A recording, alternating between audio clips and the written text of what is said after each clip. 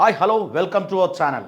రామ్ లల్లా అయోధ్యలోని జన్మభూమి ఆలయంలో బాలరాముడి రూపంలో ఉన్నారు.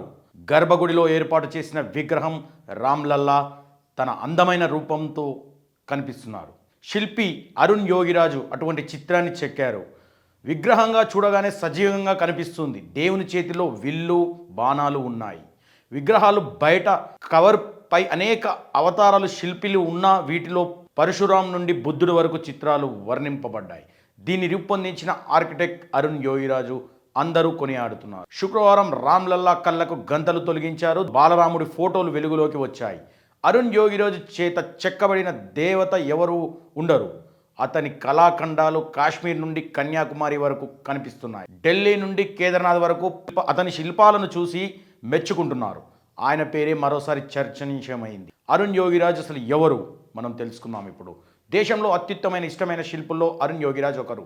అతి పిన్న వయసులోనే శిల్పి కళా ప్రపంచంలో అడుగుపెట్టిన ఈయన చిన్న వయసులోనే ప్రపంచాన్ని ప్రఖ్యాతి పొందారు.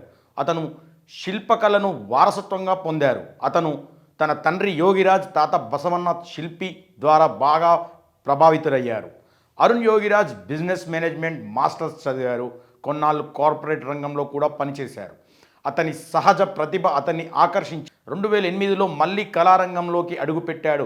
ఈ కాలంలో అతను అనేక చారిత్రక శిల్పాలను సృష్టించారు. అరుణ్ యోగిరాజ్ కళాత్మకతతో ఈ రోజుకు మెరుగుపడుతుంది. ఆయన చేసిన శిల్పులకు ప్రపంచవ్యాప్తంగా గుర్తింపు వస్తుంది.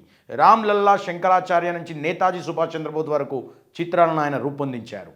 అరుణ్ యోగిరాజ్ ఢిల్లీలోని ఇండియా గేట్ సమీపంలోని అమర్ జవాన్ జ్యోతి స్థలంలో ఏర్పాటు చేసిన 30 అడుగుల సుభాష్ చంద్రబోస్ విగ్రహాన్ని ఆయన రూపొందించారు. అతను కేదార్నాథ్లోని 12 అడుగుల ఎత్తున ఆదిశంకరాచార్య విగ్రహాన్ని కూడా నిర్మించారు. అలాగే మైసూర్ 21 అడుగుల ఎత్తున హనుమంతుని విగ్రహాన్ని కూడా ఆయనే తయారు చేశారని చెప్పుకోవచ్చు.